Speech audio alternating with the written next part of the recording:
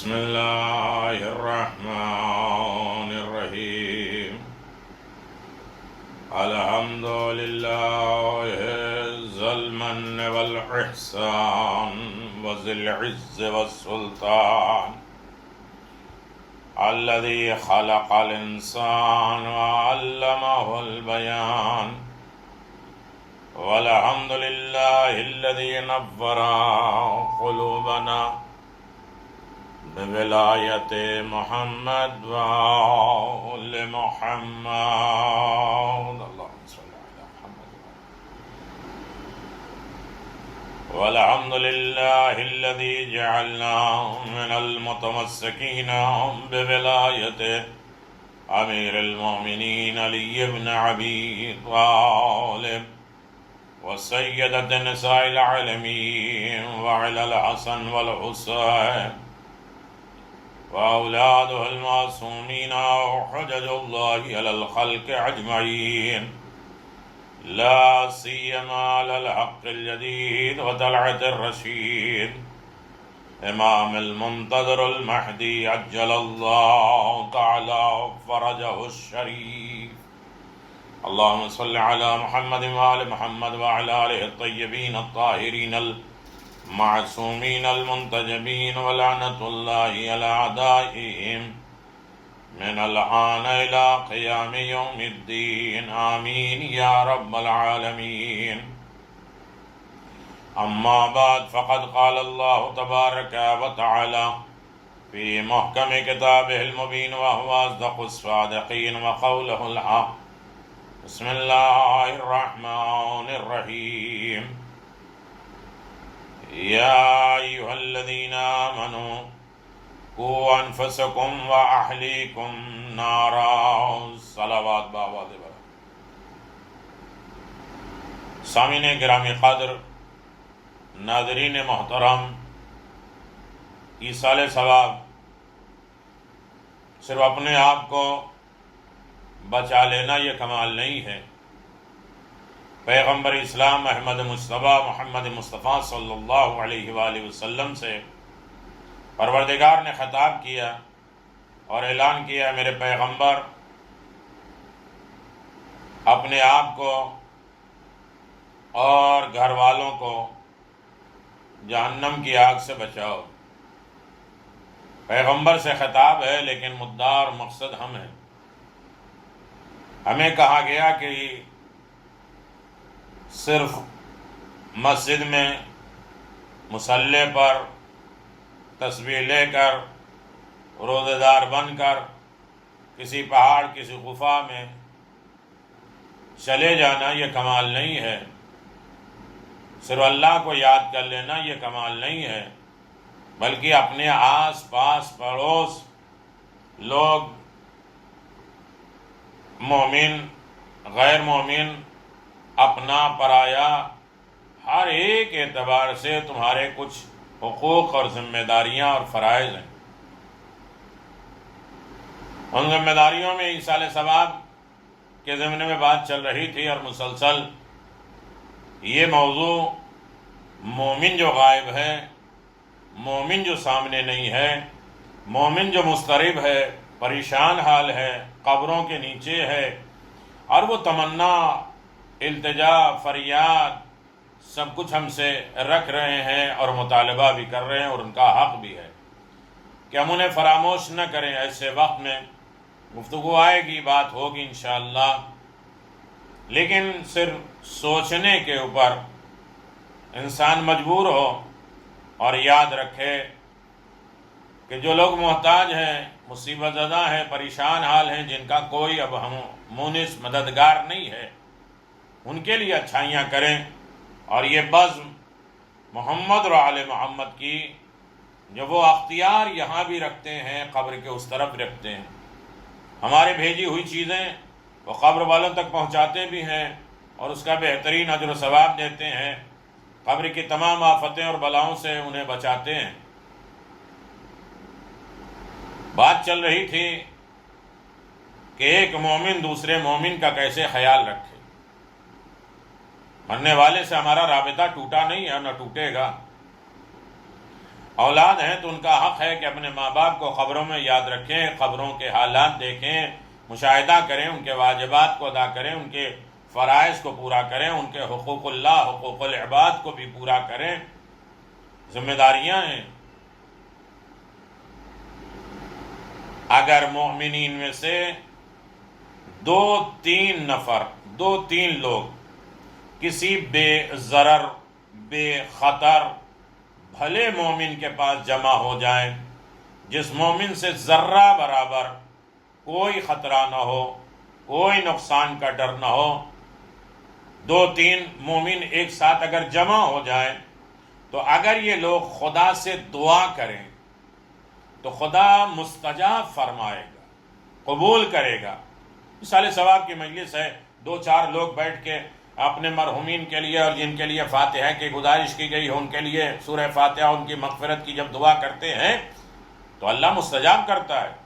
جو ایک دوسرے مومن کے ایک دوسرے کے لیے ضرر اور نقصان دہ نہیں ہے، مجلسوں میں بیٹھتے ہیں، مجلسیں اگر بند ہیں تو مجلسیں ختم نہیں ہوں گی، چاہے اپنے دلوں میں، اپنے گھروں میں، اپنے آفس میں، اپنے مکان میں، اپنے گھر والوں کے ساتھ انسان ذکر حسین کو بند نہ کرے ورنہ کائنات بند ہو جائے۔ یہی ایک دروازہ ہے جو سارے دروازوں کو کھولتا ہے جنت تک کے، سکون، اطمینان، رحم، کرم، ساری دولتیں در حسین سے وابستہ ہونے والے کو ملا کرتی۔ یعنی 2-3 لوگ اگر ایک ساتھ جمع ہو جائیں اور جن سے کوئی خطرہ نقصان نہ ہو، مومن آپس میں جمع ہو جائیں تو خدا سے اگر دعا کریں تو خدا ضرور مستجاب کرتا ہے، کہ دعاؤں کو قبول کرتا ہے، اور اس سے سوال کریں کہ خدا عطا فرمائے گا۔ اگر خوشحالی کا مطالبہ کرے گا، خوشی کا، یہ حالات، یہ مشکلات، یہ پریشانیاں، یہ دشواریاں ختم ہو جائے تو پروردگار ختم کر دے گا، تو خدا مزید اس کے خوشحالی میں اضافہ کر دے گا، اس کے سکون میں برکت دے گا، اس کی خوشیوں میں بڑھاوا کر دے گا۔ اگر کسی سوال نہ کرے، اگر کچھ بھی سوال نہ کرے، 4-5 مومن بیٹھے ہوں اور آپس میں کسی مومن کے لیے دعا کرے تو اللہ قبول کر لے گا اور اس کی ساری دعائیں قبول کر لے گا، اس کی خوشحالی میں بڑھا دے گا، اس کے سکون اطمینان دے دے گا، دولت و سرمایہ دے گا، رزق و برکت دے گا۔ لیکن اگر کوئی سوال نہ کرے، 2-3 لوگ بیٹھے ہیں، تو بھی خدا ہی عطا کرے گا، اس لیے کہ مومن آپس میں جب بیٹھتا ہے، کسی مومن کے لیے کوئی سوچتا ہے، فریاد کرتا ہے، تو اللہ مانگنے کا انتظار نہیں کرتا کہ میرا بندہ اپنے لیے کچھ مانگے، اسے سب کچھ عطا کر دیتا ہے جو اس کو ضرورت ہوتی ہے۔ اللہ اکبر۔ مومن کا مقام کیا ہے، مومن کا رتبہ کیا ہے؟ خاص طریقے سے وہ مومن جو قبروں میں، اور یہ ایصال ثواب کی مجلسیں اس بات کی بابر کراتی ہے کہ جو قوم مرنے والے کا اتنا خیال کرتی ہے وہ زندوں کا کتنا خیال کرتی ہے۔ آس پاس کے ریلیشن مینٹین کر دینا، ایصال ثواب، کسی ایک گھر سے جنازہ اٹھتا ہے لیکن سب رحم و کرم کے لیے، پرسہ دینے کے لیے، تسلی و تشفی دینے کے لیے آ جاتے ہیں، یہ بتلانے کے لیے کہ جس قوم میں ایصال ثواب پایا جاتا ہے وہ ظلم کے قریب نہیں ہوتی ہے، وہ ظالم نہیں ہوتی ہے، اور یہی وجہ ہے کہ ان کے دل نرم ہوتے ہیں تو دہشت گردی نہیں کرتے ہیں۔ جن کے ہاں مجلسیں نہیں ہوتی ہیں، مرنے والے کے لیے 40واں ایصال ثواب کی مجلسیں نہیں ہوتی ہیں، ان کا دل نرم کیسے ہوگا؟ انہی قوم میں دہشت گردی پیدا ہوتی ہے۔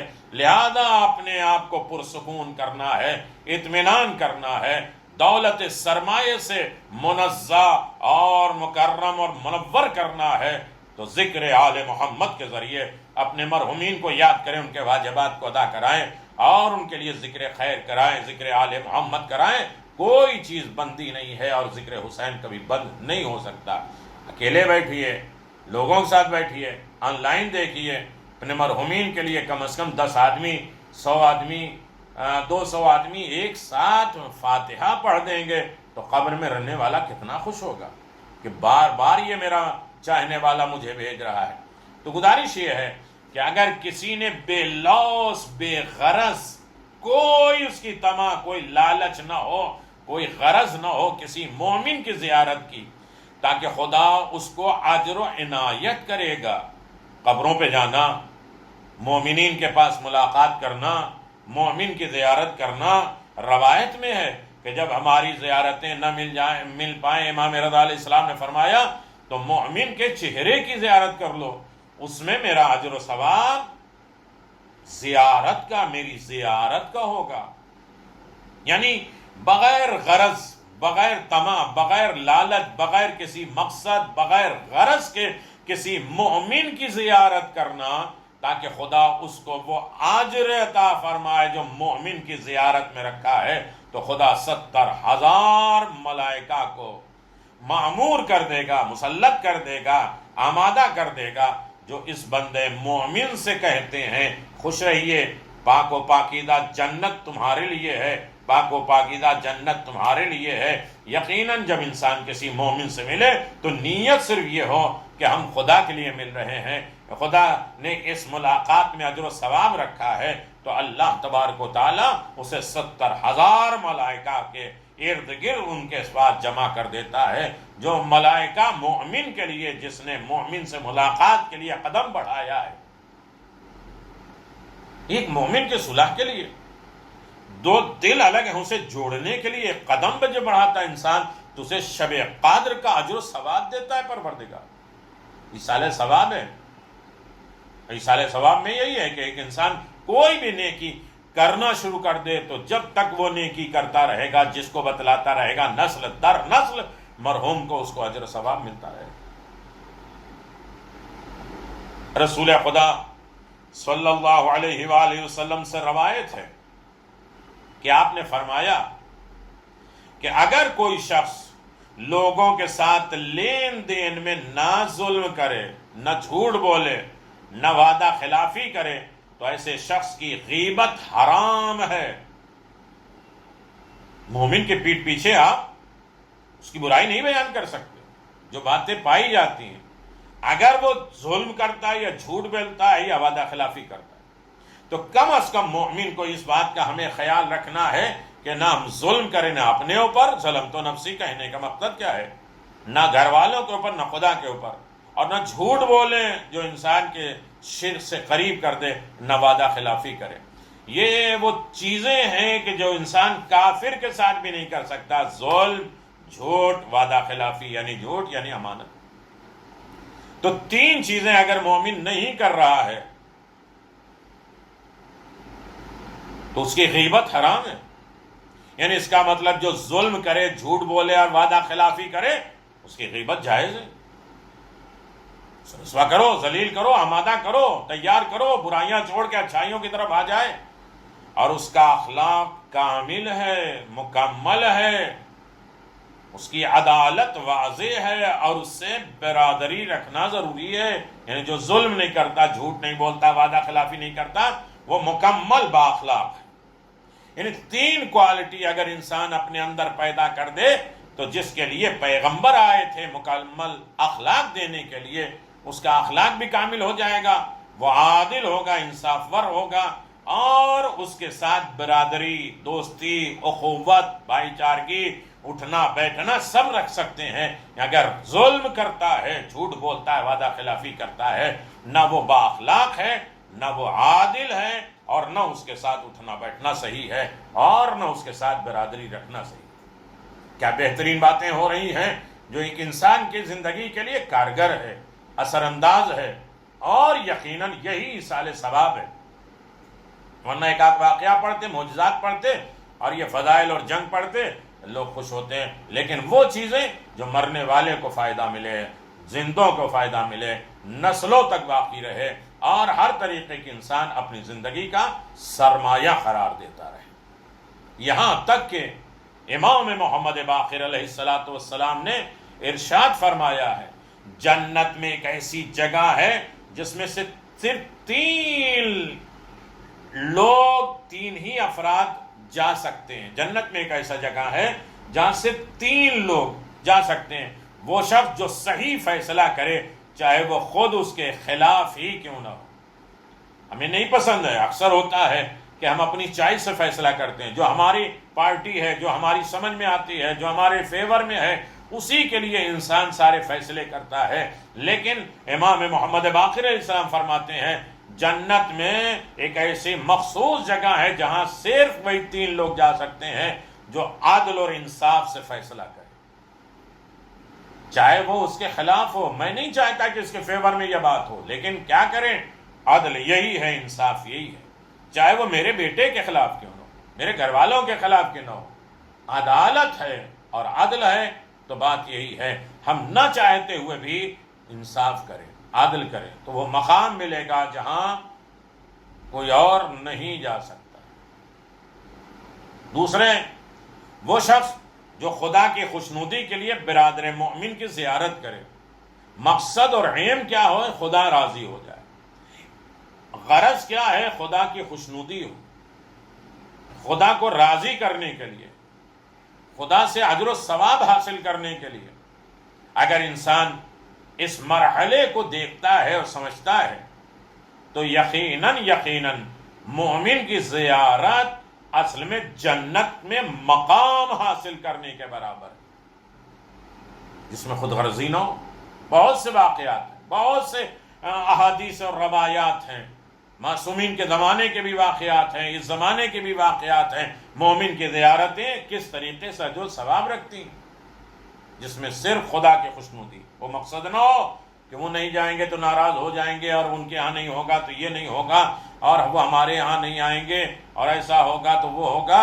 یہ ساری چیزیں چھوڑ کے میرے خدا کا چاہنے والا ہے، میرے امام کا ماننے والا، میرا حسین کا ماتمدار ہے، لہذا اسے راضی کرنے کے لیے اس کی زیارت کے لیے جا رہے ہیں.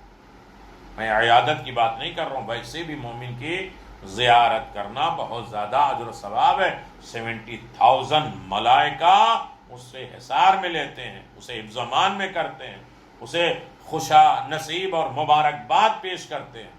یقیناً بہت عظیم دولت ہے مومن بہت قیمتی ہے آل محمد کی نگاہ میں. مومن کو ذرہ برابر تکلیف دینا، مصائب دینا، دشوار کرنا، مومن کی توہین کرنا، ہجو کر دینا، یہ سب غلط ہے. لہذا مومن ایک جو قبر میں ہے وہ بہت مجبور ہے. کیا دے سکتے؟ سورہ فاتحہ تو دے سکتے. رہتے تھے تو کتنی دوائیں، کھانا پینا، رہن سہن، علاج، سب کچھ کرنا ہوتا ہے، پہنانا. تیسری چیز ہے، پہلی چیز یہ ہے کہ جنت میں اس مقام پہ جائے گا جو صحیح فیصلہ کرے، چاہے اپنے خلاف ہی کیوں نہ ہو یا اس فیصلے کے وہ خود خلاف کیوں نہ ہو. وہ شخص جو خدا کی خوشنودی کے لیے مومن کی زیارت کرتا، اور وہ شخص جو خدا کے لیے اپنی ضرورت کے باوجود برادر مومن کو مقدم کرتے ہوئے ایثار کر دیتا ہے. خود میری ضرورت ہے لیکن اپنی ضرورت کو چھوڑ کر برادر مومن کی ضرورت کو پورا کر دینا، یہ جنت میں وہ مقام انسان کو دلاتا ہے جہاں انسان پرسکون اطمینان رہتا ہے اور ہر طریقے کے آفات اور بلاؤں سے محفوظ رہتا ہے.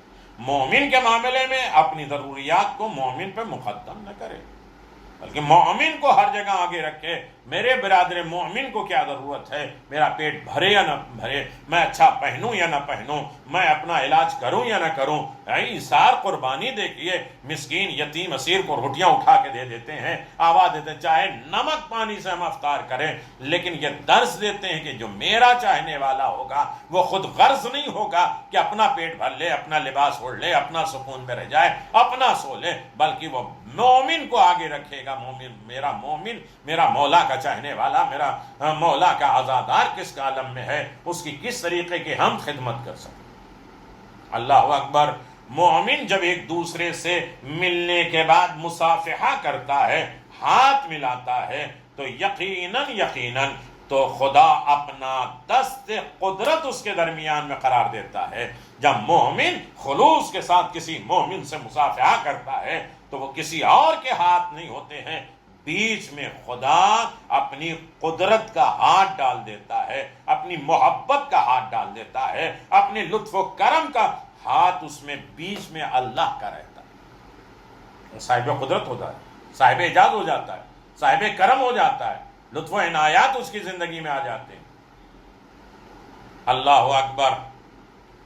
جو اپنے دوست کو زیادہ چاہتا ہے خدا اس کے ہاتھ کو زیادہ انحماق سے مصافحہ کرتا ہے. ایسا نہیں کہ ہمارے ٹچ کر کے بھاگو. اللہ صلی اللہ. جو زیادہ اپنے دوست کو چاہتا ہے، سب سے زیادہ دوست مرنے والا جو چلا گیا، بے بس، پریشان حال، پیغمبر اسلام احمد مصطفیٰ محمد مصطفیٰ صلی اللہ علیہ وآلہ وسلم نے ارشاد فرمایا، حضرت امیر المؤمنین علی ابن ابی طالب کے بھی واقعات، پیغمبر فرماتے جب آپس میں ملو تو پہلے سلام کرو، پھر مصافحہ کرو، جب علیحدہ ہو تو استغفار کرو۔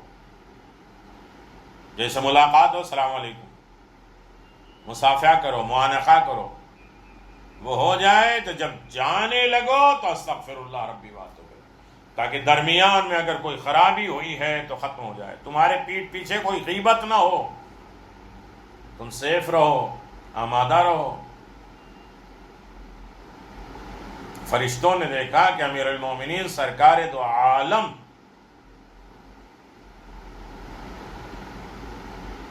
فرما رہے ہیں، امیر المومنین نے سنا کہ ایک ملک، ایک فرشتے نے دیکھا کہ ایک شخص کسی دروازے پہ کھڑا ہے اور صاحب خانہ بھی موجود نہیں ہے، گھر والا موجود نہیں ہے، فرشتہ کھڑا ہے دروازے پہ۔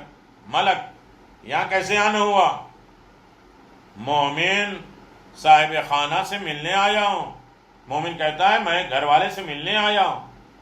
ملک فرشتہ کہتا ہے کیا تمہاری کوئی قربت ہے یا کسی کام سے آئے ہو، تمہاری رشتہ داری ہے یا کوئی مقصد ہے؟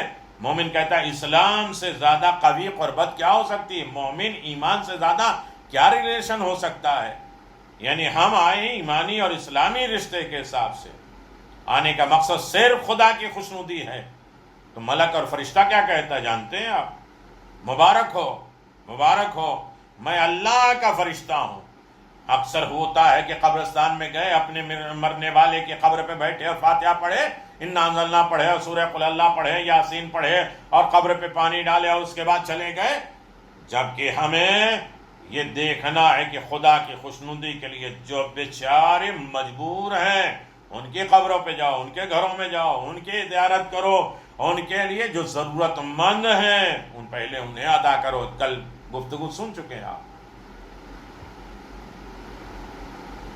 تو خدا کی خوشنودی، ملک کہتا ہے مبارک ہو، میں اللہ کا فرشتہ ہوں، میں نے تجھے سلام کیا ہے اور فرمایا میری خوشنودی کے لیے تم صاحب خانہ سے ملنے آئے تھے، تمہیں اس کا اجر دوں گا، ثواب دوں گا، اور جنت کو تمہارے لیے مخصوص کرتا ہوں، جنت تمہارے لیے میں مخصوص کرتا ہوں، اپنے غضب سے تم کو جہنم سے بری کراتا ہوں، جہنم کی آگ تمہارے لیے بجھ جائے گی، ختم ہو جائے گی۔ یہ کون ہے؟ یہ فرشتے ہیں، خدا کے حکم سے آتے ہیں، صرف مومن کے پاس وہ آیا ہے اور سلام کرنے کے لیے آیا ہے، اور سلام کرنے کے بعد مومن جب مصافحہ کرتا ہے اور اس کے بعد مصافحہ کرنے کے بعد مومن دیکھتا ہے کہ خدا کی خوشنودی کے لیے وہ آیا ہے، تو یقیناً یقیناً یہ آواز فرشتے دیتے ہیں کہ تم پر میرا سلام، تم حفظ و امان میں رہو، صحت و سلامتی میں رہو، جنت کی بشارت دیتا ہوں اور جہنم کی آگ تم پر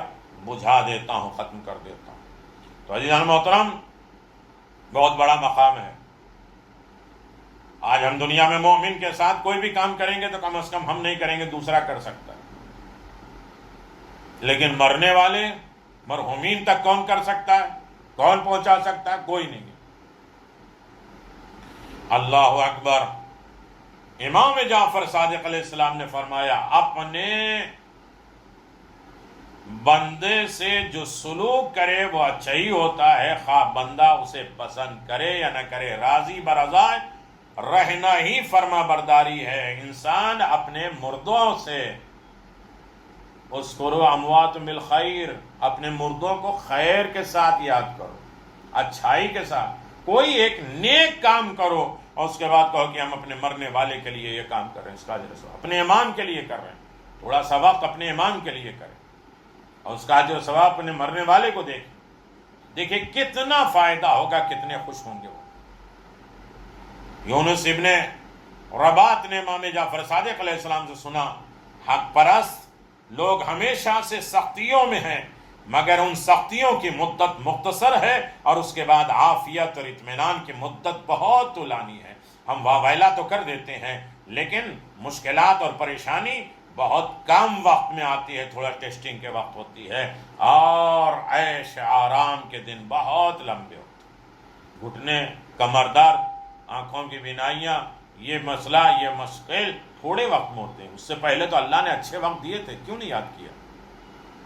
سمعہ کہتے ہیں کہ میں حضرت کو یہ کہتے ہوئے سنا کہ خدا نے دنیا میں اپنے دوست کو اپنے دشمن کا نشانہ بنایا ہے، اپنے دوست کو مشکلات پریشانیوں میں ڈال کر تاکہ اس کے گناہ دھل جائیں، سختیاں ختم ہو جائیں، دشمن جیسا سلوک کیا ہے۔ اللہ اکبر، قبر کے حالات سب کچھ یہیں دھل جائے گا، بڑی سخت منزل ہے۔ اس وقت زندوں کو اپنے مردوں کو یاد رکھنا چاہیے، زندہ افراد، انہوں نے مرتے وقت اپنے آپ کو ہمارے حوالے کر دیا، جس طرح چاہے کپڑا اتارو، جیسے چاہے نہلاؤ، جیسے چاہے ہمیں اٹھاؤ، جیسے چاہے کروٹ بدلو، ہم نے اپنے آپ کو تمہارے سپرد کر دیا، ہم تمہارے اوپر توکل اور بھروسہ کرتے ہیں۔ تو اب ان کی آخری منزل قبر کی، برزخ کی، حساب و کتاب کی منزل میں آپ کو مدد کرنا ہوگا۔ مفضل ابن عمر کہتے ہیں ایک دن میں نے ایک آدمی نے میرے سامنے حضرت ابو عبداللہ جعفر صادق علیہ السلام سے پوچھا، وہ لوگ کہتے ہیں کہ جب خدا کسی بندے سے محبت کرتا ہے تو آسمان سے ایک ہاتف، ایک ندا دیتا ہے کہ فلاں شخص خدا سے محبت کرتا ہے، تم بھی اس سے محبت کرو، پھر لوگوں کے دلوں میں اس کی محبت کو اتار دیتا ہے۔ جب خدا کو کوئی شخص ناپسند ہوتا ہے تو ایک ندا آتی ہے، صدا دیتی ہے، فلاں شخص خدا کو محبوب نہیں ہے، اس لیے اس سے نفرت کرو، لوگوں کو دلوں میں اس سے نفرت پیدا ہو جاتی ہے۔ امام تکیہ عصا کا سہارا لیے ہوئے تشریف فرما ہے، یہ بات سن کر تکیے سے ٹیک ہٹا کر بیٹھ جاتے ہیں، آستین کو جھاڑ لیتے ہیں، فرمایا نہیں یہ غلط ہے، ہاں خدا جس سے محبت فرماتا ہے لوگ اس کے خلاف ہو جاتے ہیں اور اسے برا کہتے ہیں، اسے آجر ملے، ان پر گناہوں کا بوجھ بڑھ گیا ہے۔ جب خدا کسی کو ناپسند فرماتا ہے تو لوگوں کے دلوں میں محبت دے دیتا ہے تاکہ اس کے بارے میں ایسی باتیں کرے جو ان میں نہیں ہے، اس طرح اس پر وہ گناہوں کے پھر فرمایا کہ جو گناہ ہیں وہ دھل جائیں گے۔ یحییٰ ابن زکریا سے زیادہ خدا کا محبوب کون تھا، لیکن لوگ ان کے خلاف ہو گئے اور انہوں نے جو کچھ بھی کیا وہ سب کو معلوم ہے، کیسے قتل کیا اور کس طریقے سے انہیں پر ظلم کیا ہے۔ مگر حضرت امام حسین علیہ السلام سے زیادہ خدا کا محبوب کون ہوگا؟ مگر لوگ ان کے دشمن ہوئے اور حضرت کو قتل کر دیا گیا۔ ابو فلاں سے بڑھ کر خدا کو ناپسند کون ہوگا؟ فلاں کا دشمن خدا سے زیادہ کون ہوگا؟ آج بقی کو مسوار کر کے لوگ عیش آرام میں ہیں، خدا کے دشمن۔ لوگوں نے جو تم سے کہا وہ خدا کا دشمن کون ہے؟ جو آل محمد کا دشمن، جو دین الہی کا دشمن ہے۔ اللہ اکبر۔ امام نے فرمایا جب خدا کسی بندے کو محبوب کر لیتا ہے تو لوگ اس کے خلاف ہو جاتے ہیں۔ اللہ اکبر۔ یہ عجیب مسئلہ ہے زندگی کا، اگر انسان اسے سوچ لے اور یاد کر لے۔ خدا مومن سے 4 آزمائشوں کا عہد لیتا ہے۔ سب سے آسان بات یہ ہے کہ کوئی اس جیسا مومن اس سے حسد کرے گا، دوسرے کوئی منافق اس کا پیچھا کرے گا، تیسرا کوئی شیطان اسے آڑے آئے گا، رکاوٹ ڈالے گا، پریشان اور گمراہ کرنے والوں کی کوشش کرے گا، چوتھا جس پر ایمان لا چکا ہے ان کا منکر اپنے جہاد کو جہاد سمجھے گا اور اس کے بعد مومن زندہ نہیں رہے گا۔ یہ 4 امتحانات مکمل کر لے۔ امام محمد باقر علیہ السلام نے جلدی زیادہ روایتیں آپ کی خدمت میں پیش کر دو۔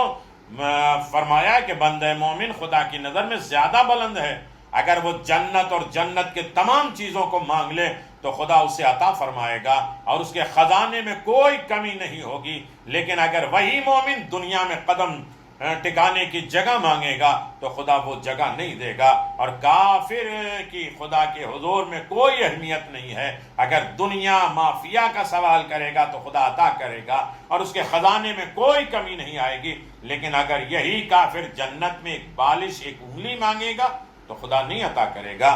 خداوند عالم مومن کی آزمائشوں میں یوں لحاظ رکھتا ہے جیسے کوئی شخص اپنے متعلقین کا تحفہ اور ہدیہ کے لیے خیال کرتا ہے.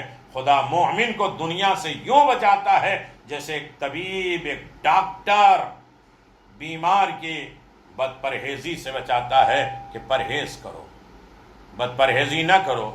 یہ بلا، یہ مصیبتیں، یہ تکلیفیں، یہ تمام چیزیں انسان کی زندگی میں آتے رہتے ہیں اور ان کو دھلنے کے لیے بس ایک ہی راستہ ہے کہ مومن اپنے مرحومین کو یاد کرے، ان کے مشکلات کو دیکھے، ان کی پریشانیوں کو دیکھے، ان کی پریشانیوں کا خیال رکھے.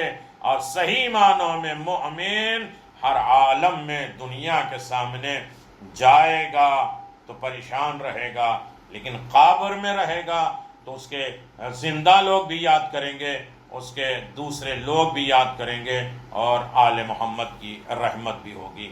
آخری ایک روایت اور بات مکمل ہو جائے. محمد ابن عمیر نے روایت نقل کی ہے اس سلسلے میں کہ حضرت موسیٰ دریا کے کنارے سے جا رہے تھے. جناب موسیٰ دریا کے کنارے سے جا رہے تھے. آپ نے دیکھا کہ شکاری آیا. آتے ہی اس نے سورج کو سجدہ کیا، کچھ مشرکانہ باتیں کی، سورج کو خدا کہا، دعا مانگی، طلب کی، مشرکانہ گفتگو کی. اس کے بعد ایک جال دریا میں ڈالا، مچھلیوں سے بھرا ہوا جال نکلا، کنارے پر خالی کیا، دوبارہ جال ڈالا، پھر جال بھر گیا، پھر نکالا، خالی کیا، یہاں تک کہ جس قدر مچھلیاں چاہتا تھا پکڑ چکا تھا. تو اپنی راہ چلا گیا، اپنے راستے چلا گیا. اس کے بعد دوسرا شخص آیا، اس نے آ کر ہاتھ منہ دھوئے، وضو کیا، نماز پڑھی، حمد و ثنا کی، پھر اس نے جال ڈالا اور نکالا، مگر 2 مرتبہ کوشش ناکام ہوئی. تیسری مرتبہ چھوٹی سی ایک مچھلی پھنسی اور غریب اسے دیکھ کر شکر خدا کر کے واپس چلا گیا. جناب موسیٰ نے عرض کیا پروردگار یہ تیرا ایک بندہ ہے، اس نے سورج کی پوجا کی ہے، مشرکانہ گفتگو کی ہے اور باتیں کی ہے اس طرح، پھر جال ڈالا اور 3 مرتبہ مچھلیوں سے بھر بھر کر نکلا، یہاں تک کہ اس کی ضرورت پوری ہو گئی، وہ مالدار ہو گیا. اور پھر ایک مومن آیا تو اس نے بڑی اچھی طریقے سے وضو کیا، پھر نماز پڑھی اور حمد و ثنا کر کے جال ڈالا تو مچھلی نہ آئی. دوبارہ کوشش کی تو ایک چھوٹی مچھلی آئی جسے وہ لے کے چلا گیا شکر کرتے ہوئے. اس میں کیا راز ہے، کیا حکمت پوشیدہ ہے پروردگار؟ وہی ہوئی موسیٰ ذرا اپنے داہنی طرف دیکھو، رائٹ کی طرف دیکھو. جناب موسیٰ نے دیکھا تو خدا نے اپنے بندے مومن کے لیے جو درجات معین کیے تھے، جو مومن کے اسٹیٹس میں ان کے مقام کے لیے تھا معین کیے تھے، اس پر سے پردے اٹھ گئے. جناب موسیٰ وہ مراتب دیکھے کہ پھر حکم ہوا بائیں طرف لیفٹ سائڈ دیکھو. حضرت کی نگاہوں میں اس مرد کافر کا مرتبہ آ گیا. خدا نے ارشاد فرمایا موسیٰ میں نے اس کافر کو، اس مشرک کو جو دیا، مچھلیاں اور مسرتیں اور خوشی دی ہیں، اس کافر کو فائدہ نہیں ہوگا، اور مومن کو جو ملا ہے اسے میں نے کوئی نقصان نہ ہونے دیا. موسیٰ نے فرمایا جو تیری معرفت حاصل کر لے اس پر فرض ہے کہ جو بھی تو کرے اس پر راضی رہے. اللہ اکبر. رضا الہی سب سے اہم ہے. مشکلات پریشانیوں میں واویلا نہ کرو، فریاد نہ کرو، استغاثہ نہ کرو، بلکہ خدا کی رضا میں راضی ہو جاؤ. یہی سب سے بڑی دولت ہے، اور جو انسان خدا کی رضا میں راضی ہو جاتا ہے یقیناً خدا اس کے لیے کافی ہو جاتا ہے، اور خدا کا اجر و ثواب کائنات میں بہت بڑا ہے۔ یہی وجہ ہے کوئی راضی ہو یا نہ ہو، لیکن جس نے اپنا پورا گھر لٹا دیا، ہر منزل پر جنازے اٹھائے ہیں، وہ ہر منزل پہ یہی کہہ رہا تھا ردن بقضاہ و تسلیما لامرہ، اے پروردگار تیرا حسین راضی ہے، تو نے اکبر لیا، میں راضی، اس لیے کہ سب میرے پاس امانت تھی، میں امانت ادا کر کے شکر ادا کر رہا ہوں۔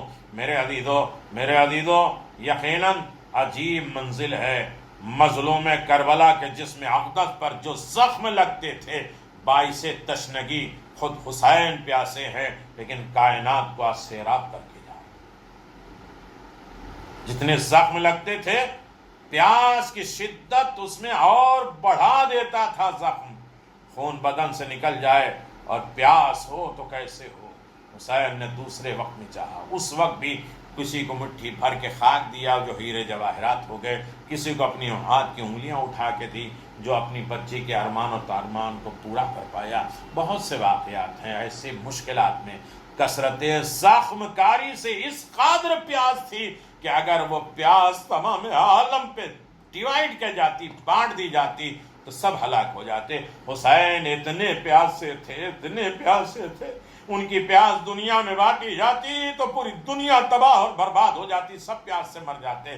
چنانچہ روایت میں ہے میرے عزیزو، یہاں تک کہ کثرت تیر و نیزے سے جسم اطہر مثل بدن ساہی ہو گیا تھا، جس کے پورے بدن پہ کانٹے لگے ہوتے ہیں، اور صاحب مجالس المتقین لکھتے ہیں کہ اس قدر تیر جسم شریف پر پیوست تھے کہ گویا شوق لقاء الہی میں بال پر نکلے تھے کہ حسین اس تیر کے ذریعے خدا کی بارگاہ میں اڑنا چاہتے تھے، اور جناب سید الشہداء باوجود غیرت اور حمیت اور صبر و شکر و تحمل کی شدت تشنگی سے قضاء بشری ایسے بیتاب تھے کہ بنابر تمام حجت کے ابن سعد سے پانی طلب کیا، جیسا کہ منتخب وغیرہ میں منقول ہے، آواز دیا، فرمائے اسقونی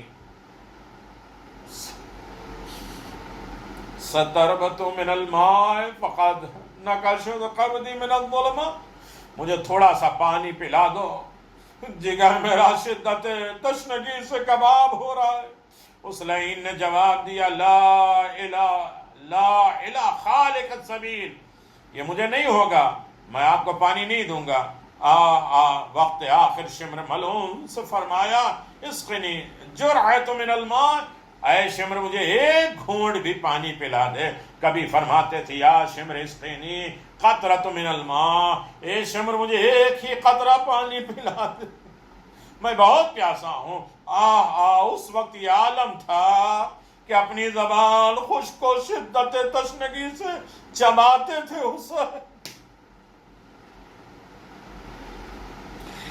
اللہ اکبر، افسوس عوض پانی کے اس ملعون نے وقت آخر میں تانے سے کہا کہ الست تزعم ان اباك على عوض التي يسخن من الاحب فاصبر حتى تاخذ الماء من يده، اے فرزند ابو تراب، کیا گمان نہیں کرتے تم کہ میرے باپ میرے بزرگوار آب کوثر سے اپنے دوستوں کو سیراب کریں گے؟ بس صبر کیجئے تاکہ ساقی کوثر اپنے ہاتھ سے تمہیں پانی پلائے۔ سے تانے تشنی دیے جا رہے تھے۔ اللہ اکبر، پانی پلانا اسی لیے خاص طریقے سے مرحومین کے نام پہ پانی پلانا، اس کا اجر و ثواب قبر میں، برزخ میں، حساب و کتاب میں بہت عالی ہوتا ہے۔ اللہ اکبر، دو جملے ہیں، اس شقی کی یہ بات کہ ہم ایک قطرہ بھی پانی نہیں دیں گے بلکہ پیاسا ہی قتل کر دیں گے۔ اب تصور کیجئے ایسا زخمی جس اس قدر آتش ہو اور پیاس لگی ہو، سنگین ہو، متحمل ہو سکتا ہے کہ جیسے امام زمان عجل اللہ تعالی فرجہ الشریف زیارت ناہیہ میں فرماتے ہیں، الشمر جالس علی صدر وواضح سیغد علی نہرک فقابض علی شعتبیتہ ذاہب لکا بجندہ اے جد مظلوم شمر لعین آپ کے سینے اقدس پہ بیٹھا ہے، اپنی تلوار کو آپ کے مقام نہر پر رکھ رہا ہے، اور اس کے دست نجس میں آپ کی ریش ہے، آپ کی داڑھی اپنی تیرابدار سے آپ کے گلوے خشک کو ذبح کر رہا تھا۔ امام زمان فریاد کر رہے تھے، قد سکت حواسک وخفی انفسکم ورفع علی قنات راسک، اس وقت ساکن ہو گیا جو حواس آپ کے سانس آپ کے نرم خفی میں تھے، دم رک گئے، یہاں تک سر انور آپ کا نوک نیزہ پہ بلند ہوا۔ ایسے وقت میں حسین غریب نے، جب ملعون نے کہا کہ حسین کے بدن میں اب جان باقی نہیں ہے، شمر نے کہا میں امتحان لے کے بتاتا ہوں، اپنے اپنے گھوڑوں کا رخ خیمہ زینب کی طرف کر دو۔ حسین زخمی حسین اپنی کوہنی کے بل اٹھے، ایک مرتبہ رو کے کہتے ہیں شمر ابھی حسین زندہ ہے، ان کی زندگی میں حملہ نہ کرو، یہ تو حسین تھے جو کوہنی کے بل اٹھے اور احتجاج کیا، لیکن ہائے علی جب دروازہ جلا، محسن شہید ہوئے، علی کے گلے میں رسی بدی، علی کیسے رضا الہی کے لیے خاموش تھے، لیکن قبر سیدہ کے کہاں جب لوگ قبر سیدہ کھودنے آئے تو ایک مرتبہ آواز دیا کس کی مجال ہے، کنکری بھی قبر سیدہ سے اٹھا دے، وہ علی کے دور امامت، میں امام زمان سے فریاد کروں گا مولا یہ دور امامت آپ کی ہے، ارے بقی آپ بھی دیکھ رہے ہیں، سوگوار آپ بھی ہیں، ویران بقی دنیا نے اجاڑ دیا، مولاز غیب اسی طرح ان پر روز آباد و شاد فرمائی وائی ہے، یا کر دیجئے، یہ ہمارا امتحان نہ لیجئے، جس طرح روز کربلا ہے، عباس کا روزہ ہے تو ان کی ماں کی قبر کس عالم میں ہے کہ وہاں جانے بھی نہیں دیا جاتا، حسین غریب کا روزہ اتنا عالی شان ہے تو ماں کی قبر کی منزل کیا ہے۔ مولا امام زمان الغیاث الغیاث الا لعنت اللہ علی قوم الظالمین، سیعلم الذین ظلموا ای منقلب ینقلبون، انا للہ و انا الیہ راجعون۔ آپ حضرات سے گزارش ہے کہ ایک مرتبہ سورہ حمد اور 3 مرتبہ سورہ اخلاص کی تلاوت کر کے سید علی انصار ابن شبیر حسین، سیدہ حسنہ بنت اخلاق حسین، سید رستم علی اور